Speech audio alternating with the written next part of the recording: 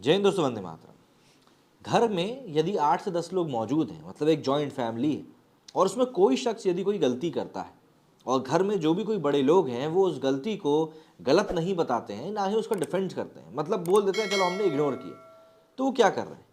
कहीं ना कहीं वो उस गलती करने वाले व्यक्ति को बढ़ावा दे रहे हैं कि भैया हमें तुमसे कोई मतलब नहीं, तुम जानो अपना, तुम्हारा काम जानो। कल जब ऋचा चड्ढा ने इसी तरह के कथन गलवान घाटी में हमारे फौजियों को लेकर किया था, उसके बाद काफ़ी ज़्यादा आक्रोश देखने को मिला। पब्लिक ने उनको आड़े हाथों लिया, लताड़ना शुरू कर दिया।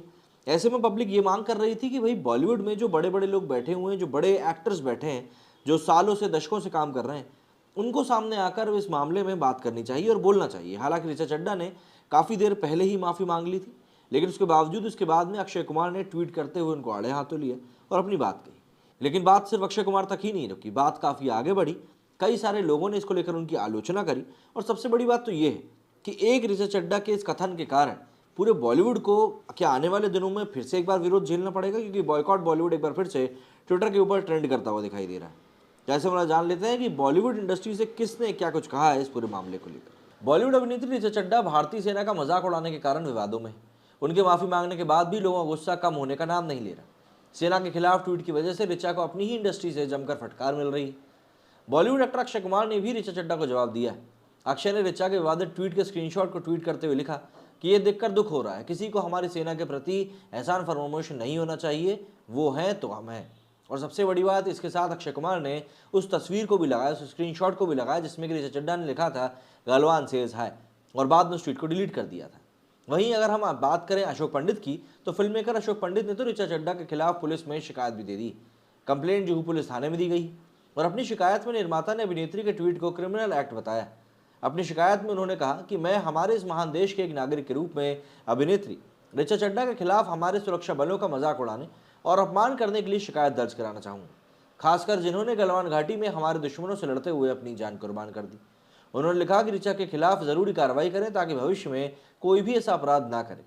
सकारात्मक जवाब का इंतजार रहेगा। यहाँ पर इन्होंने अपनी पूरी जानकारी के साथ इस पूरे एक लेटर को सबमिट भी किया है। इसी के बाद फिल्म निर्देशक विवेक अग्निहोत्री ने भी ऋचा चड्ढा को आड़े हाथों लिया। उन्होंने एक्ट्रेस के विवादित कमेंट को बॉलीवुड के बॉयकॉट ट्रेंड से जोड़ा। उन्होंने ऋचा चड्ढा के वायरल ट्वीट के स्क्रीनशॉट को रिट्वीट किया और लिखा, इस व्यवहार को देखकर मैं बिल्कुल भी हैरान नहीं। वो सच में एंटी इंडियन फील करते हैं। दिल की बात जुबान पर आ ही जाती है और फिर ये पूछते हैं कि लोग बॉलीवुड बॉयकॉट क्यों करते हैं। ऋचा ने भले ही माफी मांगते हुए अपने नाना और मामा को याद किया हो, लेकिन उनकी मुश्किलें यहाँ पर कम होती हुई नजर नहीं आ रही। क्योंकि देखिए, सीधी सी बात है, आपने जो बात कही है वो आपने बिल्कुल सोच समझ कर कही। आप बातें लिख कर बोल रहे हो तो ऑब्वियस सी बात है आपने कुछ सोचा होगा, लेकिन जिस कॉन्टेक्स्ट में आपकी बात सामने आई है वो पूरा का पूरा आपकी मंशा को, आपकी मानसिक स्थिति को, आपकी मनोदशा को सबके सामने जाहिर करने के लिए काफ़ी था। और इसीलिए आप देखेंगे कि आने वाले दिनों में उनकी जो फुकरे 3 मूवी आने वाली है, उसको भी लेकर एक बॉयकॉट की जो मुहिम है वो अभी से शुरू हो चुकी है। पब्लिक अभी से ट्विटर के ऊपर लिख रही है कि भैया फुकरे 3 को जो है टोटल बॉयकॉट कर दो। अब ऐसा क्यों हो रहा है ये भी जरा देख लेते हैं। तो अगर हम सीधे तौर पर सोशल मीडिया की बात करें, ट्विटर पर आप देख सकते हैं इस समय ये बॉयकॉट फुकरे 3 जो है ट्रेंड कर रहा है। इसके आगे श्वेता त्रिपाठी ने, who is she is a C grade actress who actually known for the films where she was abusive dialogues that made her recognition in the films. If it comes films over patriotism, India will always support nation. Boycott Fukrey 3, make her invisible totally. इसके आगे इन्होंने doctor Syed ने लिखा, I support boycott Fukrey 3।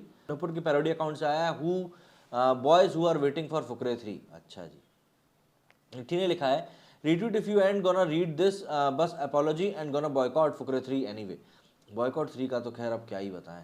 इसके आगे Richa Chadha and gang must be taught some lesson and what better way than boycott Fukrey 3, boycott Richa Chadha. इसके आगे लिखा है, हेला क्या बातें जब तक पब्लिक अरे बाप रे, पढ़ते ही नहीं बन रहा। तू नारी नहीं पिशाचनी है, from being anti BJP to anti national she grew up. Shweta Sharma ने लिखा है, shameless hypocrisy, not the first Bollywood has done this though. Shameless Richa Chadha, Galwan Indian army, देश के लिए जान देने वाले, पैसों के लिए। अच्छा, तो ये क्या क्या लिख देते हैं। Pakistani are really warm, I would love to work in Pakistan, Richa Chadha ने एक कथन कहा था। तारीख है दिसंबर 7, 2017। Boycott Fukrey 3 for a slap to Richa Chadha for insulting Indian army. देखिए, ऐसा ही होता है, जब आपकी एक बात पकड़ में आ जाती है ना, तो सारे गड़े मुर्दे फिर एक एक करके उखाड़ने लगते हैं, और अभी भी वही हो रहा है। यहाँ पर आप देख सकते हैं, यहाँ पर ऋचा चड्ढा, ओहो क्या कर देते हैं लोग, 20 of India's bravest held their ground until they were swallowed by freezing Galwan River, but not before they took down 45 intruders Indian Army. Rishabh Chadha must apologize for disrespecting our martyrs. वैसे इन्होंने माफ़ी मांग ली श्वेता जी, लेकिन बात वही है ना कि माफ़ी से होता क्या है। ये क्या है? ऋषभ चड्ढा ने कहा गलवान से इज हाय, अब हम कहेंगे नेशनलिस्ट से बाय। मिर्ज़ापुर 3 को लेकर भी यहाँ पे बातें शुरू हो गई, क्योंकि अली फजल जुड़े हुए हैं भैया उससे। अब क्या है? Supporting Pakistan over India is in the blood of Bollywood actors and actresses. It is all started with Colonel Salman Khan and now Rishabh Chadha following his path. Boycott Bollywood completely. Can these people who have only face but no value be given a rupee of your money to watch their crappy acting? Rishabh Chadha, shame on you. I am proud Indian because of the jawans who keep me safe. इसके आगे क्या है? Bollywood actress Rishabh Chadha mocking Indian army with a Galwan taunt after they said they can take back POK from Pakistan. तो इस तरीके से अब जो है पब्लिक यहाँ पर इनके इस ट्वीट को लेकर रिएक्ट कर रही है। और अगर हम लोग सीधे तौर पर बात करें तो अक्षय कुमार ने भी यहाँ पे ऊपर कमेंट करके अपनी बात को बहुत हद तक क्लियर किया कि भैया ये जो चीज़ है आपने सरासर गलत कही है। दरअसल बात क्या है कि बॉलीवुड में कई सारे ऐसे लोग मौजूद हैं जो कि एक्टिंग को छोड़कर आजकल देश से जुड़े हुए हर एक मुद्दे के ऊपर अपनी बात रखते रहते हैं। और ये आज की बात नहीं है, जब कांग्रेस की सरकार थी भारत में तब भी यही काम होता था।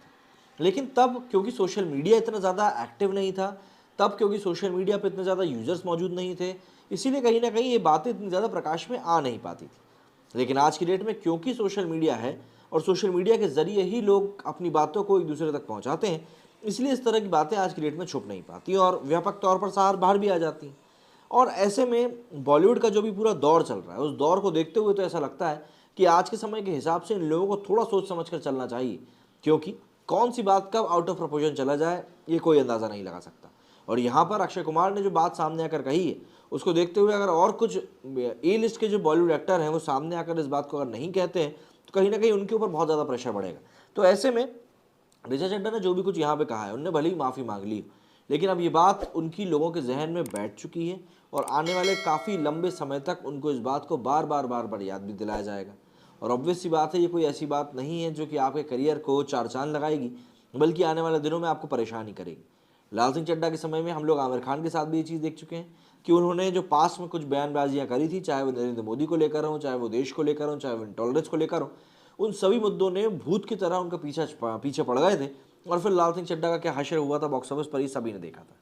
तो यहाँ पर कहीं ना कहीं लोगों को ये चीज़ समझनी चाहिए, जो एक्टर्स हैं, जो इन्फ्लुएंसर्स हैं, जिनको कि लोग फॉलो करते हैं, उनको ये बात समझनी चाहिए कि आप जब भी किसी विषय को चुने बात करने के लिए, तो एक बार ज़रा ये भी देख लें कि आपकी वो बात कहीं लोगों को सही तरीके से हर्ट ना कर जाए।